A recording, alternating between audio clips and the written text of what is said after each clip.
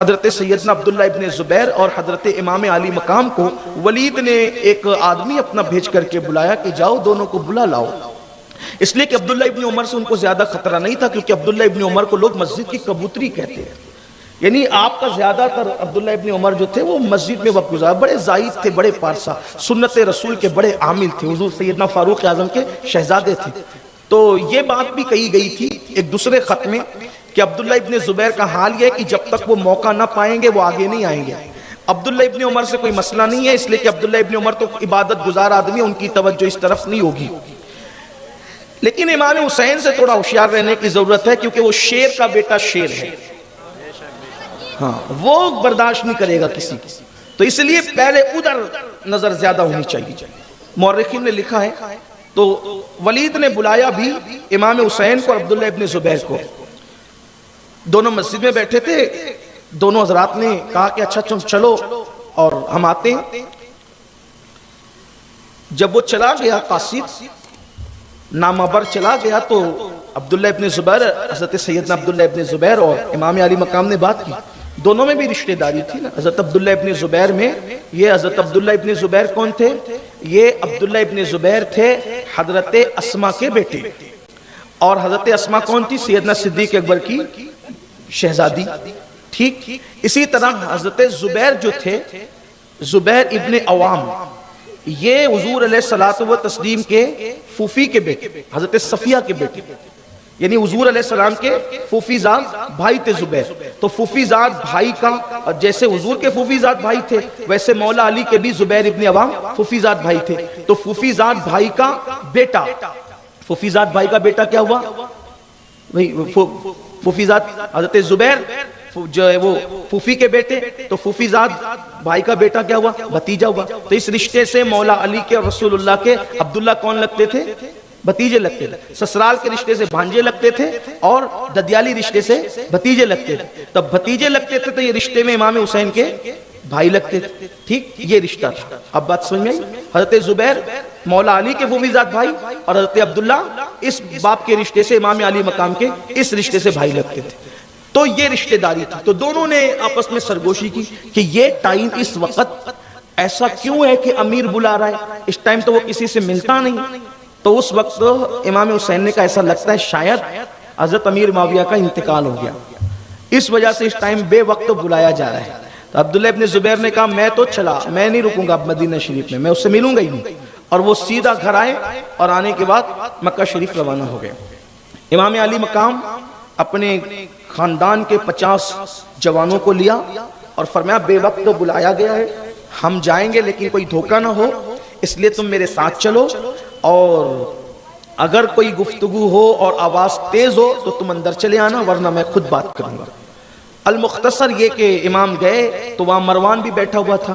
مروان بڑا نیچ قسم کا انسان، امام حضرت سیدنا عثمان غنی کی شہادت میں اس کا عمل دخل، اس کے بعد مسلمانوں کے معاملے میں فتنہ پھیلانے میں اس شخص نے بڑے گھنونے کرنا میں، اگر آپ کو میرا جملہ جو وہ کان پہ بوجھ لگے تو معاف کرنا، لیکن یہ بڑا گندا انسان تھا جس کو مروان کہتے۔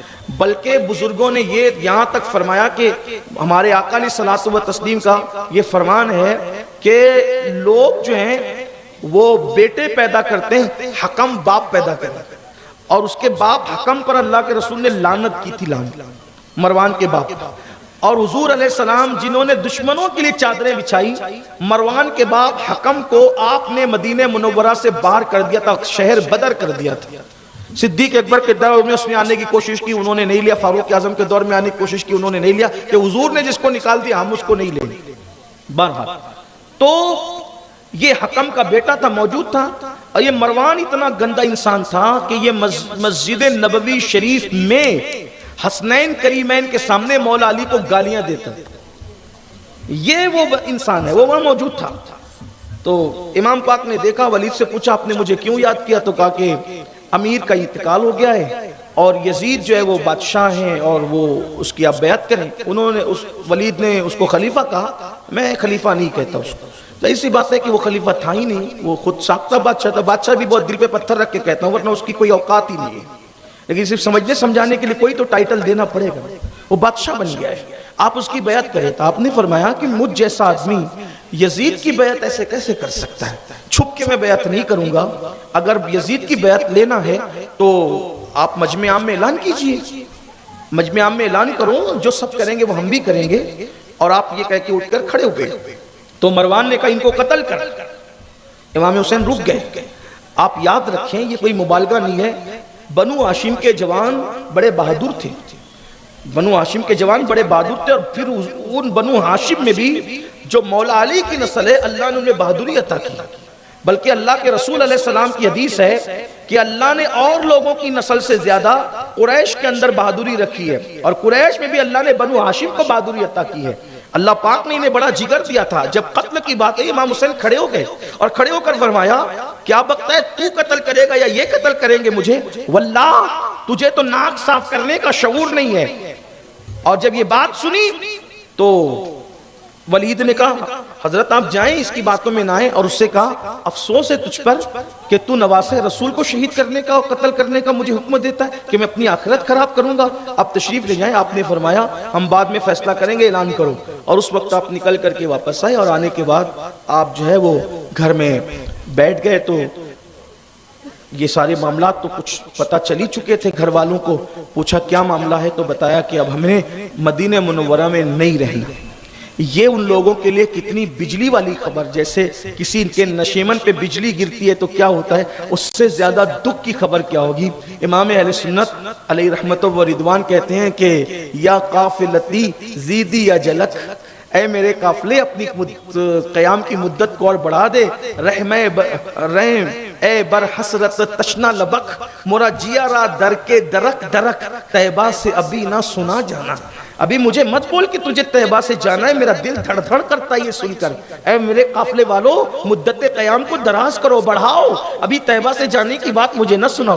14ویں صدی کا عاشق جب یہ درد دل رکھتا ہے تو جو وہاں پیدا ہوئے ہوں گے، وہیں پلے بڑے، جن کا سب کچھ طیبہ میں تھا، مدینہ منورہ میں تھا، جب یہ بات سنی کہ ہم نے مدینہ چھوڑ دینا ہے، رہنا نہیں، غیرت اسلام دیکھیں، حمیت اسلام دیکھیں، دین پہ قربانی کا جذبہ دیکھیں، ایک لمحے میں فیصلہ ہو رہا ہے ہم نے نہیں رہنا، اس لیے کہ یا تو اپنی خواہش بچانا ہے یا تو دین بچانا ہے۔ اپنی خواہش اور تمنا ہے مدینہ منورہ میں رہنا، اور رسول اللہ کی خواہش اور تمنا یہ ہے کہ دین بچانا۔ ہم اپنی خواہشات کو مصطفیٰ جان رحمت کی مرضی پہ قربان کر دیں گے، حضور کی مبارک خواہش پہ قربان کر دیں گے، ہم مدینے میں نہیں رہیں گے، دین بچانے کے لیے نکلیں گے۔ اور اس کے بعد پھر امام نے فرمایا تیاری کرو اور جائیں گے ہم۔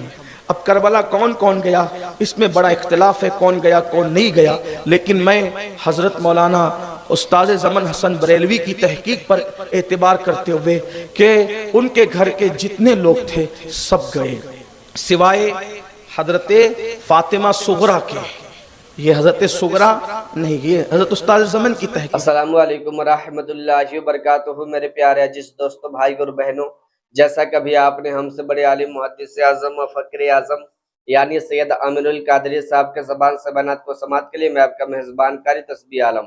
آپ اگر علی نیٹ ورک کے چینل پر پہلی مرتبہ آئیں گے تو آپ سے گزارش سے ریکویسٹ اپیل ہے کہ آپ اس چینل کو ضرور سے ضرور سبسکرائب کر لیجئے گا، تاکہ آپ کو ہر دن اسی طرح کا ایک اچھا پیغام ملتا رہے۔ الحمدللہ ابھی آپ نے تو ہم سے بہت بڑے عالم کے زبان سے بنات کو سماعت کر چکے ہیں، تو میں آپ سے زیادہ بحث نہیں کرنا چاہتا ہوں، اور نہ ہی میں آپ کے وقت کو لینا چاہتا ہوں، اور نہ ہی میں آپ کے وقت کو برباد کرنا چاہتا ہوں، اس لیے کہ آپ نے ہم سے بہت بڑے عالم کے زبان سے بنات کو سماعت کر چکے ہیں۔